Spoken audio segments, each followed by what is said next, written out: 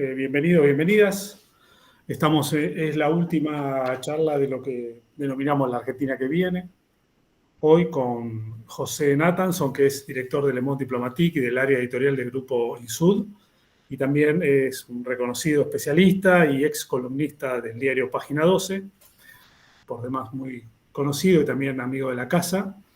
La idea es que, nos dé una mirada sobre la Argentina de Milei, así tituló él esta conferencia. Así que, José, bienvenido, muchas gracias. Bueno, gracias a ustedes por la invitación.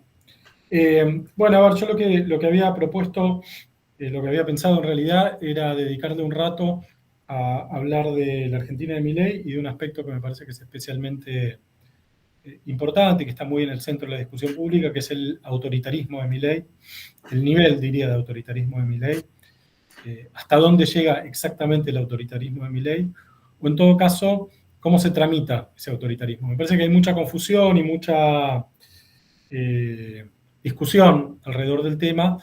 Me parece que no es solo una voluntad analítica lo que me parece que hace que sea interesante discutir y pensar esta cuestión, sino que también creo tiene una utilidad práctica, que es que la definición política del gobierno de Milei es crucial para elaborar algún tipo de oposición, para articular algún tipo de oposición. No es lo mismo la oposición a un gobierno neoliberal que la oposición a un gobierno neoliberal reaccionario, que la oposición a un gobierno semi-autoritario, que la oposición a un gobierno totalmente autoritario o una dictadura. Cualquier fuerza que busque enfrentar a Milei tiene que tratar de entender, creo yo, como una de sus primeras tareas, cuál es la naturaleza exacta del régimen y del gobierno. Y a partir de ahí ver cómo pararse. Entonces, yo voy a tratar de ser muy concreto en cuáles son los tres aspectos que yo creo que definen los niveles de autoritarismo que circulan por el gobierno y qué tienen de nuevo. Eso es lo que yo quiero ver. Yo diría, en primer lugar, hay evidentemente una política de manos libres a las fuerzas de seguridad. Hemos visto episodios de represión abierta frente al Congreso y en otros lugares. Eso está filmado, está documentado. Hay palazos contra periodistas, contra personas que protestan por la ley de discapacidad, contra fotógrafos, un fotógrafo que estuvo en coma varios días, o sea, hay una situación ahí de gravedad. Creo que eso se conjuga, esta represión a la protesta social, que de todos modos es una protesta social, hasta donde yo puedo ver, limitada, digamos, ¿no? No hubo hasta ahora una pueblada o una movilización con connotaciones semi-insurreccionales como fue el 2001. No estamos en esa situación. Yo creo que ni siquiera tiene que ver exactamente con el amedrentamiento del gobierno que genera esta actitud represiva del gobierno, sino también con el ánimo de la sociedad. Me parece que no hay ánimo, por lo menos yo no lo veo, de generar un nivel de movilización tan fuerte como hubo en otros momentos de la historia argentina. Entonces, esta posición de represión abierta de la protesta social se conjuga con una política de manos libres a las fuerzas de seguridad y a las policías para combatir el delito, digamos, ¿no? O para combatir lo que se cree que es el delito. Entonces, hay ahí un aliento no diría al gatillo fácil, o incluso a lo que en su momento se llamó la doctrina de Chocobar, ¿no? A partir del caso de un policía, que creo que era del gobierno de la ciudad, que mató por la espalda a un ladrón desarmado, a pesar de que la justicia avanzó correctamente en el proceso y el juzgamiento de este policía. El Ministerio de Seguridad, durante el gobierno de Mauricio Macri fue esto, lo amparó. Y creo que este primer rasgo del gobierno de Milei tiene una continuidad que tiene nombre y apellido, se llama Patricia Bullrich, ¿no? La misma ministra de Seguridad que inventó en su momento la doctrina Chocobar es la ministra de Seguridad del gobierno de Milei, que está articulando desde un ministerio muy poderoso y con mucha potencia esta política represiva. Me parece que ese es un primer dato a considerar, ¿no? Creo que ahí hay, yo diría, más que una ruptura, más que algo nuevo, hay una continuidad. Ojo, el hecho de que Patricia Bullrich sea al mismo tiempo la funcionaria con mejor imagen del gobierno después del mismo Milei, creo que es sintomático, dice algo, ¿no? Complejiza el tema, dice algo de la Argentina. Si no tuviera tan buena imagen, seguramente no sería candidata a senadora, como todos dicen que va a ser en Capital en octubre, digamos, ¿no? Sería, no sé, el canciller, por decir algo, o, no sé, la ministra de Capital Humano, pero es Patricia Bullrich. Pero bueno, ahí hay algo, ¿no? Creo que ahí hay algo. La forma de ver, de entender la política de seguridad y la forma de encarar la protesta social, que esto además está reflejado y escrito en una serie de protocolos, disposiciones del ministerio, la ley antimafia que le votó el Congreso al gobierno y que crea un tipo penal abierto que permite enjuiciar muy rápidamente a quienes se considera que están cometiendo delitos. Bueno, ahí hay algo, ¿no? Que no es nuevo. En todo caso, es la recuperación de una línea de acción que se había comenzado a transitar durante el macrismo. Ese es el primer punto. El segundo punto es la cuestión de la persecución judicial de la oposición. Yo eso no lo veo en el gobierno de Milei. Yo creo que hasta donde yo puedo ver y hasta donde entiendo y hasta donde hablo, no veo que se articule desde el Ministerio de Justicia hoy una política de persecución selectiva de dirigentes opositores. A mí la palabra lawfare no me gusta, me parece que es demasiado amplia, que oscurece más de lo que aclara, porque termina convirtiéndose en una etiqueta según la cual cualquier persona más o menos de izquierda o del frente del mundo popular o del bando popular, llamémoslo, que es juzgada por algún delito, cualquier persona o cualquier político, es rápidamente, se defiende rápidamente aduciendo que hubo lawfare. Y no siempre es así, a veces es así y a veces no, a veces están bien juzgados. ¿Qué sé yo? La prisión de debido por la tragedia de Once estuvo bien, ¿no? Me parece. La causa de Vudú, qué sé yo, no soy un especialista en política, en periodismo judicial, pero no todas las causas impulsadas contra funcionarios de izquierda pueden causarse en lawfare, y lo mismo al revés. Tenemos en este momento 2 expresidentes latinoamericanos de derecha presos con prisión preventiva, que son Uribe y Bolsonaro, digamos, ¿no? Y ahí, ¿qué fue lawfare? ¿No fue lawfare? ¿Qué fue? En el caso de Uribe, porque es por corrupción, ¿fue lawfare? No sé. Bueno, por eso no me gusta. Dicho esto, por eso no me gusta esa etiqueta. Dicho esto, yo sí creo que durante el gobierno de Macri hubo una política articulada entre el macrismo, sectores del Fuero Federal y sectores de los servicios de inteligencia para perseguir judicialmente a algunos dirigentes que no les gustaban. No todos, pero algunos dirigentes y empresarios que no les gustaban. Como decía mi amigo Andrés Malamud en ese momento, los únicos empresarios que iban presos en esa época eran o kirchneristas o brasileros, digamos, ¿no? Eran las 2 condiciones que había que tener porque era justo el momento de la causa de Odebrecht en Brasil. Entonces me parece que sí hubo en ese momento una política de persecución judicial de algunos contra algunos dirigentes opositores, no contra todos, qué sé yo. A Axel Kicillof lo dieron vuelta de un lado, del otro, le buscaron, le inventaron, no sé qué, y la verdad que como nunca le encontraron nada, cero, absolutamente cero, la verdad que no pudieron ir contra Axel Kicillof. Quiero decir, no era contra cualquiera, lo cual no quiere decir que todos los que hubieran estado presos hubieran estado bien presos. Yo estuvo preso Luis Delía, estuvo preso, no sé, Zanini estuvo preso, ya no me acuerdo si por Irán o por dólar futuro, yo qué sé.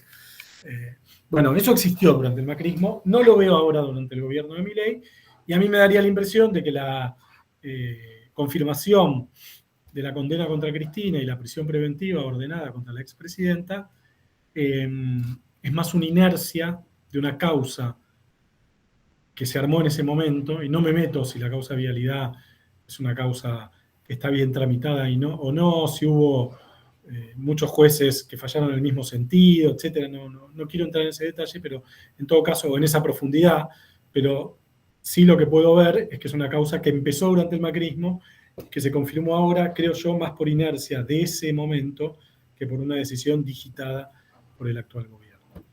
Ese es el segundo elemento para tratar de caracterizar los niveles de autoritarismo del gobierno de Milei. Y el tercero es la violencia. Cuando digo la violencia me refiero a la violencia real, que ya la mencioné, que es la violencia represiva, y me refiero también a la violencia, llamémosle simbólica, que despliega el presidente y buena parte del elenco oficialista todos los medios, todos los días, desde todos los medios disponibles, con especial atención a economistas, periodistas y algunos dirigentes opositores, sobre todo periodistas. Acá sí creo que hay algo nuevo.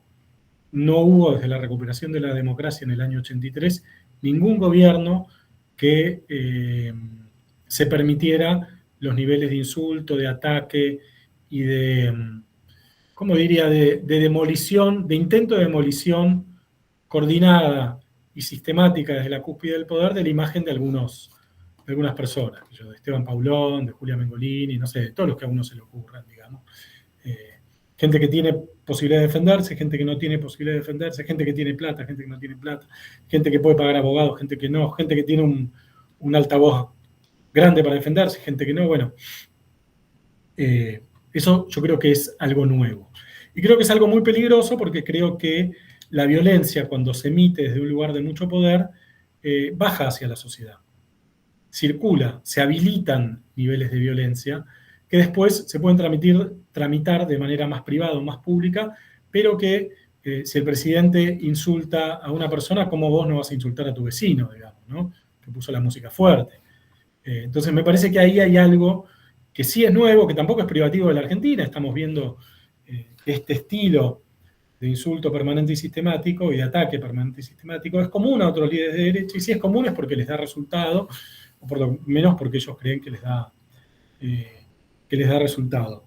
Me parece que acá sí hay algo que es nuevo, porque, insisto, no es una butada, no es algo que se le haya escapado una vez al presidente u otra vez a algún funcionario.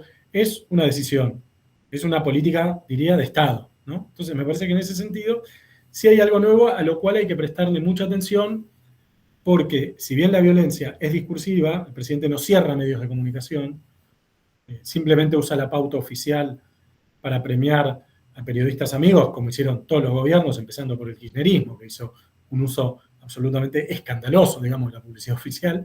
El gobierno no cierra medios, no censura de manera directa, maneja la pauta oficial como cualquier otro gobierno, pero sí ataca.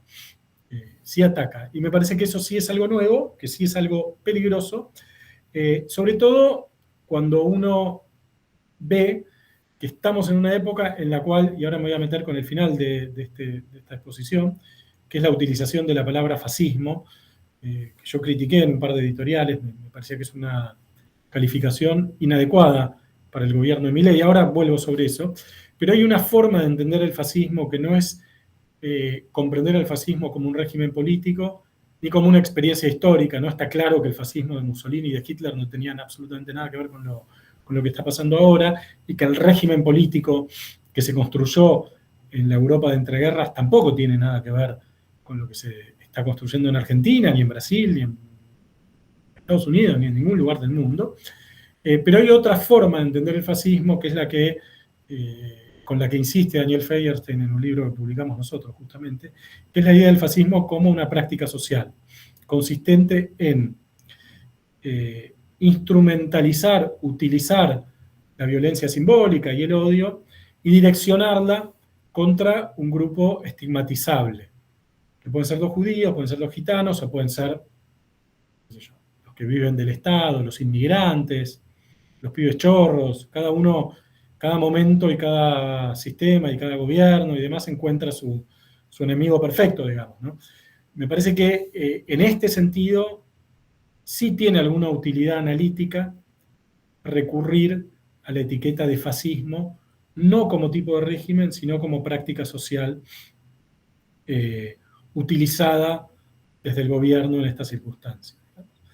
De todos modos, y acá vuelvo a algo que en su momento escribí, que me parece que vale la pena traer, que es la ineficacia de gritar fascismo. Yo creo que gritar fascismo para calificar a Milei no es eficaz, simplemente porque no sirve. Y creo que no sirve porque una parte importante de la sociedad no cree que sea esta la forma que adquirió el gobierno, y sobre todo no sirve porque no es útil para sumar más voluntades. No diría la oposición a Milei se construye con los que se oponen a Milei y con los que dudan, con los que no saben, con los que, bueno, no les gusta el gobierno, pero sí les gusta que haya bajado la inflación, o no les gusta el gobierno, pero sí les gusta irse en febrero a Florianópolis, digamos. Con eso se construye, con eso también se construye la oposición a Milei, y gritar fascismo creo que no es inteligente para sumar más voluntades. Entonces, por eso yo creo, no por una cuestión de prurito académico, ni de nota al pie de intelectual coafer, digamos, que me parece que decir fascismo no sirve. Creo que no es útil, no sirve, no es eficaz, no ayuda, no suma.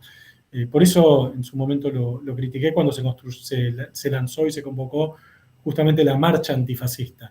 Ahí yo le decía con algunos amigos con los que discutía por chat, yo le decía, decime si hay una sola persona que dudaba sobre apoyar o no al gobierno y que decide, no lo voy a apoyar porque me dijeron que es fascista. Yo creo que no sirve a esos fines. Pero bueno, es una posición mía. Hago un último comentario y me callo, que es, yo mencioné 3 elementos que caracterizan los diferentes niveles de autoritarismo. Todos los gobiernos tienen diferentes niveles de autoritarismo, ¿no? Ningún gobierno es una democracia perfecta. Incluso siempre cito el caso porque es gracioso y quedó en el fondo de la historia, que es que Alfonsín metió preso a Jorge Altamira en su momento, bajo el estado de sitio, porque decía que el Partido Obrero estaba organizando no sé qué cosa revolucionaria, insurreccional. Jorge Altamira nunca vio una revolución, salvo en los libros, digamos. Entonces, quiero decir, todos los gobiernos, incluso los más democráticos, tienen componentes autoritarios, tienen momentos autoritarios. Creo que llegar a una definición más concreta de cuáles son los niveles y los puntos nodales del autoritarismo del gobierno es útil para caracterizarlo.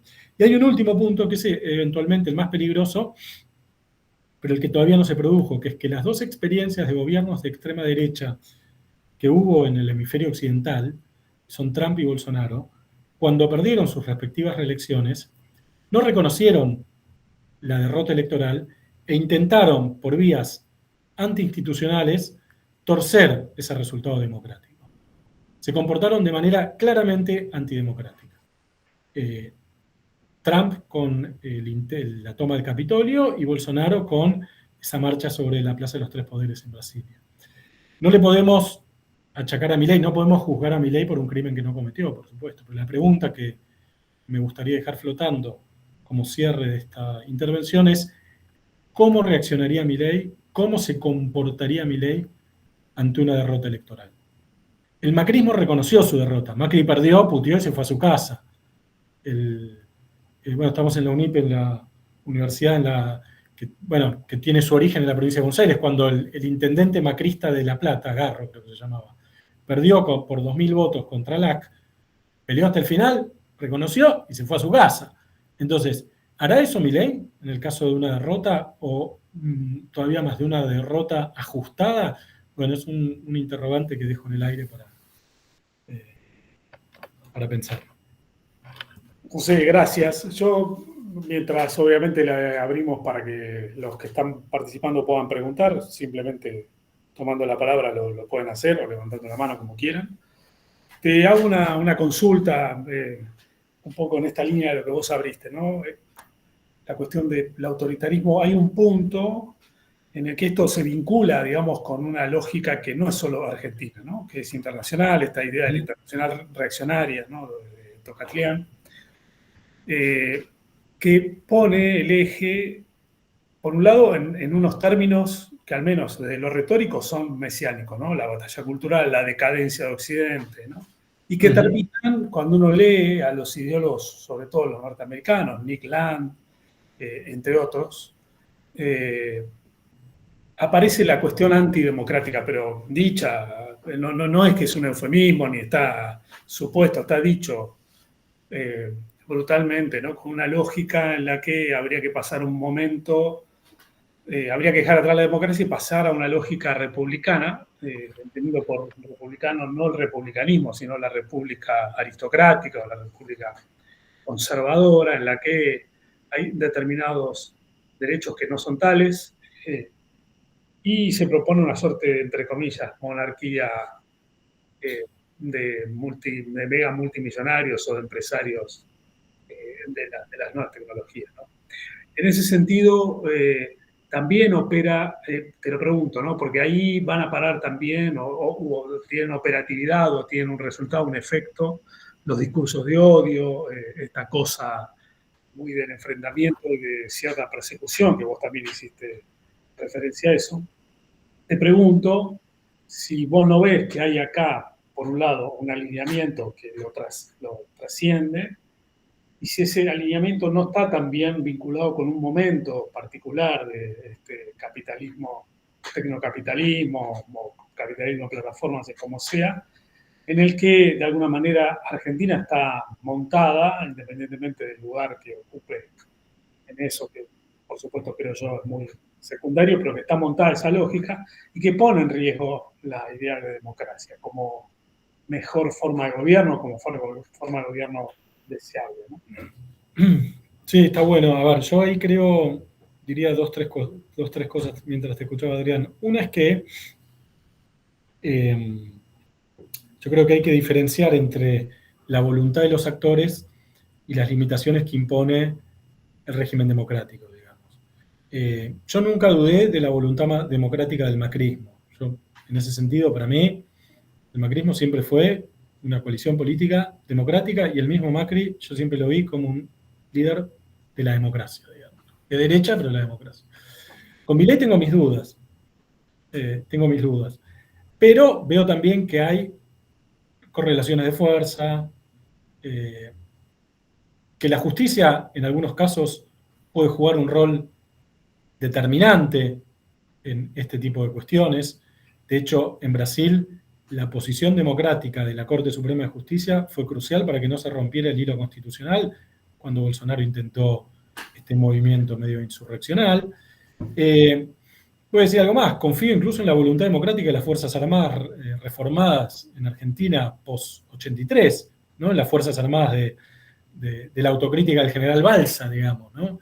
Entonces, uno podría decir Milei y su núcleo más duro. También uno podría decir en los aliados de Milei. Milei está aliado con sectores claramente de derecha y con poca tradición dentro del mundo democrático, y otros que no, qué sé yo, los radicales que lo apoyan, el gobernador de Mendoza, no sé. Entonces, creo que ahí hay que diferenciar entre el tipo de régimen, que son regímenes democráticos, el argentino, el brasilero, el estadounidense, por supuesto, y la voluntad de los actores. Trump no pudo concretar su fechoría, entre otras cosas, pues opuso a su propio vicepresidente, digamos, ¿no? Que no aceptó. Yo creo que en ese sentido la justicia argentina puede jugar un papel, y esta corte, que es una corte que tiene 1.000 millones de problemas, pero creo que puede jugar un papel determinante en esta situación. De hecho, Trump aprendió de eso y dijo, nunca más gente que no me responda, y se dedicó durante todo el mandato de Biden a purgar el Partido Republicano, digamos, ¿no? De cualquier elemento que pudiera hacer de sombra. Entonces, por un lado diría, hay que diferenciar la voluntad de los actores, que muchas veces están efectivamente influenciados por estos pensadores mesiánicos y claramente antidemocráticos, y las limitaciones y las correlaciones de fuerza que impone la realidad, el tipo de régimen y demás. Y respecto del tecnofeudalismo, como querramos llamar, ahí no sé bien qué decir. Es un tema que tampoco es mi gran especialidad. Sí es cierto que nunca en la historia del capitalismo hubo empresas tan poderosas. Eso es así. La Ford, en el momento de máxima hegemonía de la Ford, no tenía el poder que tiene hoy, qué sé yo, Google. O sea, hay algo ahí de cómo evolucionó la técnica, según lo cual todos vivimos dentro de esa realidad. No son empresas, son ecosistemas y son formas de vivir. Yo lo veo acá en Mercado Libre, en Mercado Pago, en Mercado Libre. O sea, para un montón de gente, Mercado Pago y Mercado Libre no es ni una app de finanzas, ni una aplicación de comercio virtual minorista, sino que es una plataforma de vida, te diría, tan importante como puede ser el barrio, la familia, la iglesia, u otras instituciones, en otro momento el sindicato, otras instituciones que organizan la vida de las personas. Entonces, ahí sí hay algo nuevo. Y ahí sí la alianza estos líderes, con algunos de ellos, bueno, Elon Musk le puso 250 millones de dólares, es bastante plata, incluso para Estados Unidos, a Trump en su campaña, digamos, ¿no? Y después fue nombrado funcionario, después se pelearon. Yo pensaba en su momento, el hecho de que Milei sea un aliado de Elon Musk y que Elon Musk al mismo tiempo sea el dueño de Twitter. Si hay una elección peleada, un resultado peleado, hagamos futurología total es gratis. En las próximas elecciones presidenciales empatan Milei y el candidato peronista. O hay una diferencia de 20.000 votos en el total nacional a favor del candidato peronista. O de 10.000 votos. Un llamadito a Elon Musk para ver cómo juega Twitter en ese momento, ¿no? ¿Qué cuentas se ven más? ¿Cuánto vale eso? Por eso digo, hasta ahora no pasó, pero me parece que ahí se juegan estas cosas en concreto, digamos. Bueno, hubo intentos, ¿no? Con Cambridge Analytica y eso, Sí, otro tipo, sí, pero otro tipo, sí, sí. Así ya que que bueno, estás y eso respondería, digamos. ya que estás y que mordiste el polvo de la polarización entre el Sí. peronismo y Milei, te pregunto a propósito de eso, ¿vos creés que lo que está faltando es un lugar de enunciación, un liderazgo? ¿Cómo se recupera la noción de, si es que se recupera, la noción de un Estado, de la idea de desarrollo, de la inversión científica? Porque todo eso parece estar puesto como en entredicho, ¿no? O por Sí. lo menos sepultado bajo la idea de tenemos entre comillas, la inflación tomada, ¿no? Digo, Sí. No, yo creo que está en disputa eso. Para mí son sensibilidades que están en disputa y sí veo que frente a Milei no hay nada. Eso sí me queda claro. Frente a Milei no hay nada porque el peronismo está entre destruido y desvariante. O sea, el hecho de que Guillermo Moreno, que alguien pueda pensar que Guillermo Moreno es un actor relevante y legítimo dentro del ecosistema peronista, a mí me resulta demencial, digamos. Y me parece que es sintomático del momento de desorientación profundo en el que está el peronismo. Como dice el amigo Pablo Semán, Milei no tiene a quién ganarle, o sea, porque no hay nada enfrente. Sí.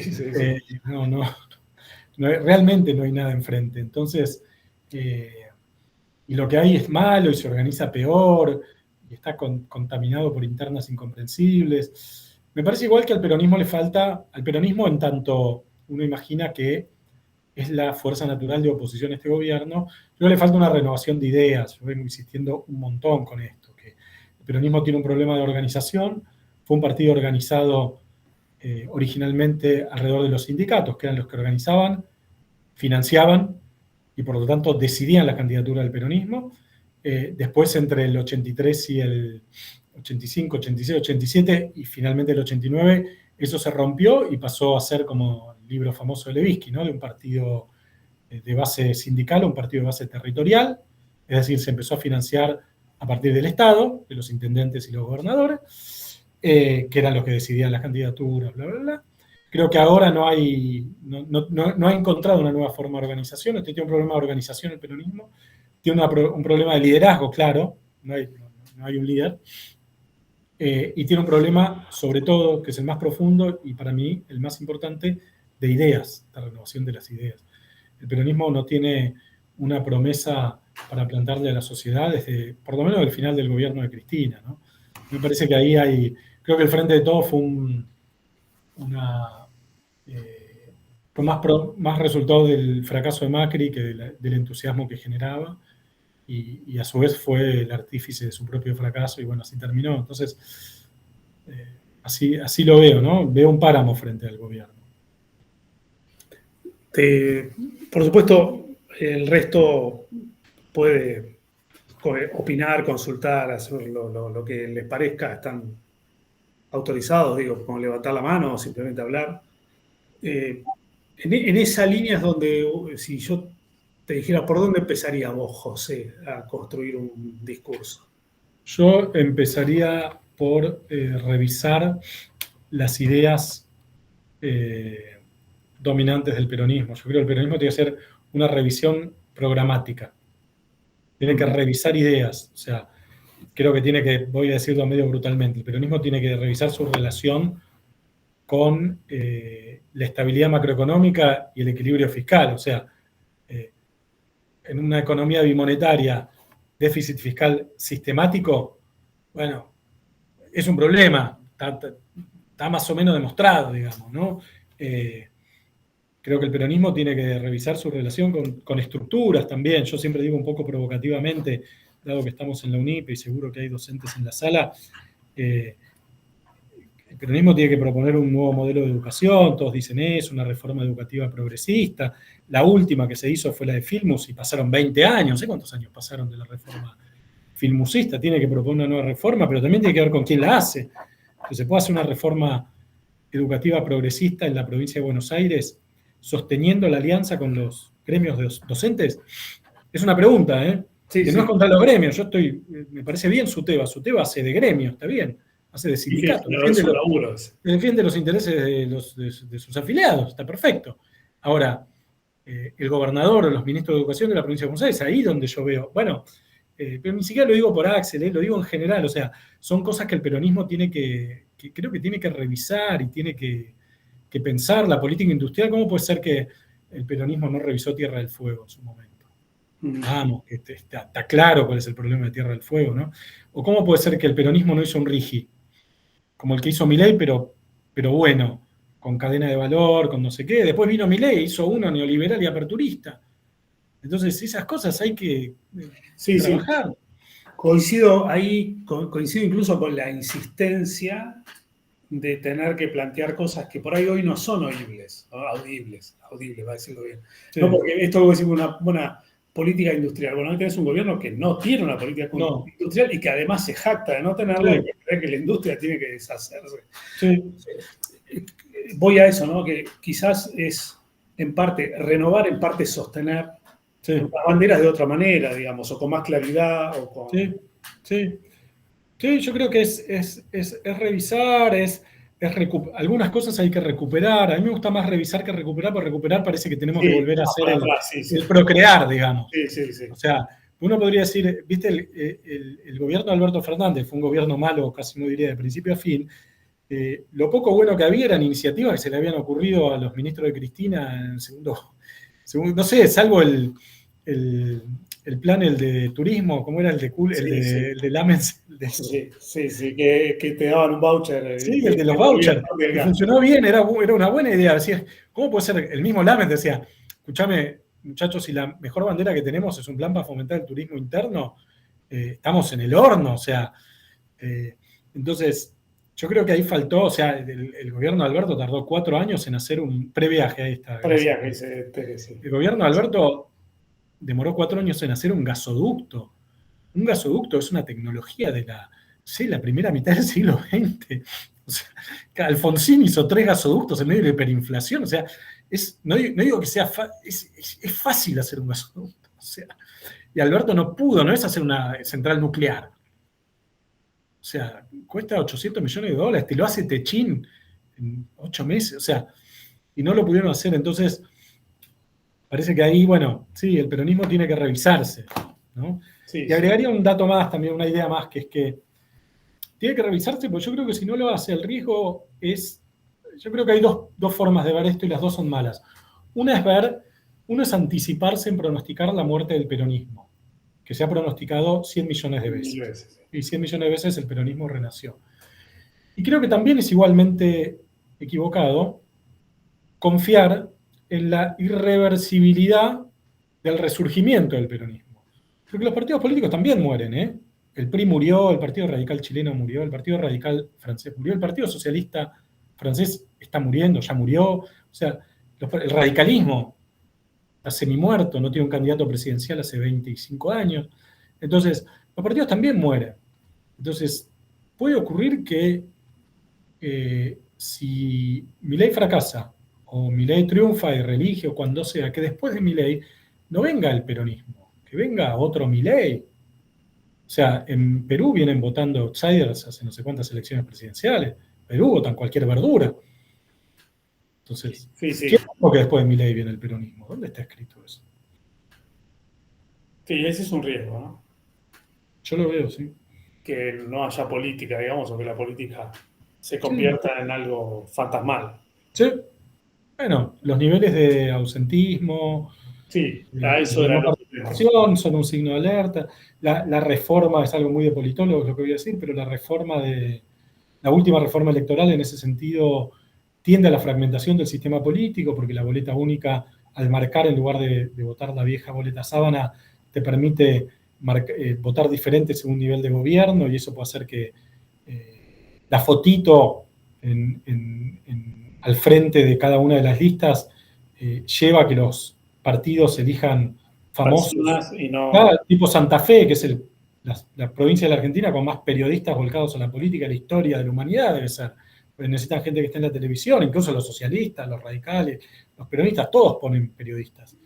Me parece malísimo eso, esa reforma política, la última reforma política en ese sentido, fragmentadora del sistema, o sea, eh, yo creo que vamos ahí hacia algo que no está bueno, ¿no? Bien. Bueno, ahí Mariano, Pablo, Guadalupe, Natalia, María, Dolores, Tere, Leandro. Si no, esto es un diálogo entre José y yo que Nos estamos. José, conocemos. ya que estás haciendo ¿Cómo estás? futurología, Sí. no, entonces las elecciones para ahora las que se vienen para el Sí. peronismo no van a ser buenas. Y a mí me da la impresión, mirá, viste, futurología electoral es más difícil que futurología todavía. Tal vez hay algo que yo no estoy viendo, pero a mí me da la impresión de que no son buenos. No van a ser buenos. Mi feeling hoy es ese. Mi feeling hoy es ese. Hay algo muy de politólogos que es que en general los gobiernos ganan las elecciones de medio término, en general, no todos, pero en general. Yo diría así, con el dólar abajo de 1.400, al peronismo le va a costar mucho ganarle a Milei. Creo que depende mucho de esa variable que a su vez es la variable que ordena la inflación, que es la variable que ordena el consumo, que es la variable que ordena el consumo en dólares de la clase media, en dólares o en productos dólar intensivos de la clase media, ¿no? También en productos dólar intensivos de los sectores populares, motos, electrodomésticos. Está bien, el consumo está planchado, pero algo de eso hay. La recuperación del poder adquisitivo en dólares es real. Y eso no quiere decir que te vas a Nueva York. Capaz cambiás la heladera, ¿viste? Sobre todo si hay cuotas. Entonces, si esa variable se mantiene controlada, y creo que Milei es un presidente de intuiciones, es un líder de intuiciones, y él tiene esa intuición. Él sabe, por eso van todo al dólar. O sea, toda la acción de gobierno, la totalidad de la acción del Estado está articulada alrededor del objetivo de evitar que el dólar se vaya a la mierda. Porque aprendieron de Macri, porque estaban ahí, Toto Caputo estaba ahí, Sturzenegger estaba ahí, o sea, saben lo que es. Entonces, si logran mantener el dólar abajo de 1.400, 1.300, 1.400, yo creo que va a ser difícil. Pero bueno, tal vez la sociedad está tan hecha torta, yo no lo veo, entonces igual le votan en contra, no lo sé, pero me da la impresión de que no.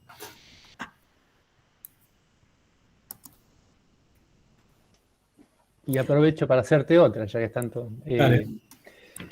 Con respecto a la calle, y uno lo que ve es como que las luchas o las demandas sociales no están unidas, están diseminadas, y quizás es eso, que no encauce en algo que pueda, no sé, de alguna forma desestabilizar a Milei.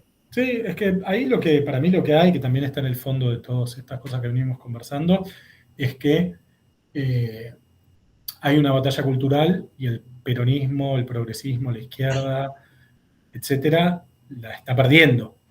Parece que es eso lo que pasa. O sea, estamos en una situación de derrota, que no es una derrota permanente, porque en la democracia nada es permanente. Justamente la gracia de la democracia es que las cosas van y vienen, digamos, pero estamos en una situación de derrota cultural fuerte, de derrota de la sensibilidad, de derrota de los discursos, de derrota en las redes, de derrota en los medios. Me parece que eso es así, por eso las luchas existen, pero están desarticuladas, por eso pasan.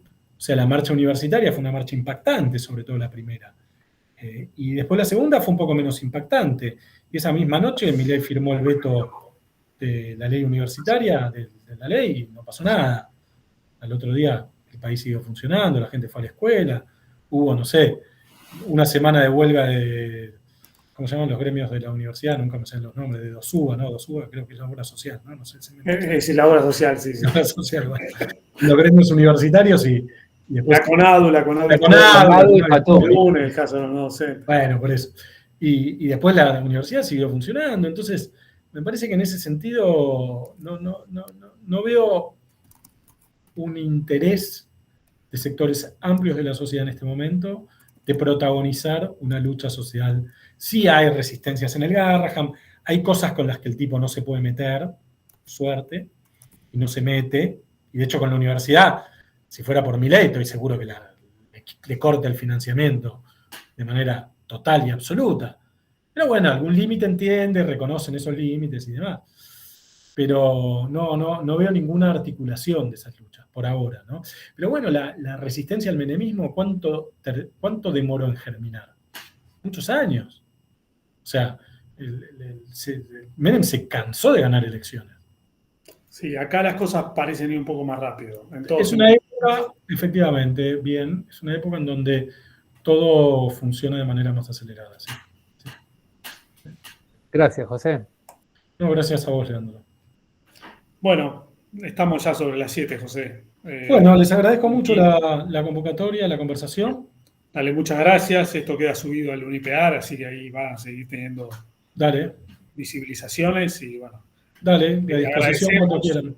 Luego te llamo y hablamos. Dale, cuando quieras. Un abrazo. Un abrazo a todos, muchas gracias. Fíjate, chao. Buenas noches.